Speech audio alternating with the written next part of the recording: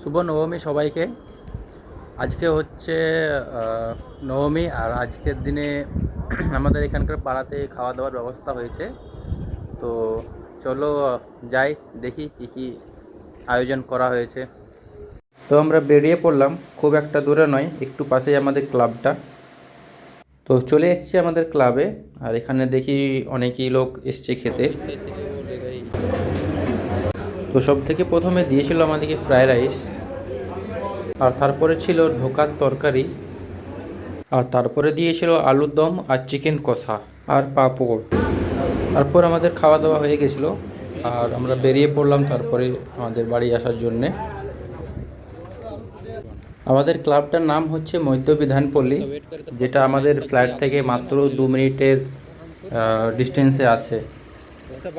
তো ফাইনালি চলে এলাম আমাদের ফ্ল্যাটের, আর উপরে উঠে দেখি আজকের ওয়েদারটা দেখো।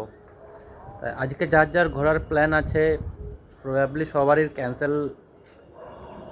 ক্যান্সেলই হয়ে যাবে মনে হচ্ছে, কেন কি যেভাবে ওয়েদারটা সাজিয়েছে। মেঘটা দেখো, আর একটু একটু বৃষ্টি শুরু হয়ে গেছে। মনে হয় না আজকে কেউ বেরোতে পারবে, আর যা মেঘ দেখে বোঝা যাচ্ছে যে আজকে প্রচুর বৃষ্টি হওয়ার আছে। তো যারা কলকাতাতে ঠাকুর দেখার জন্য আজকে বেরোবার প্ল্যান করছো, একটু সাবধানে দেখো কি হয়। চলো টাটা।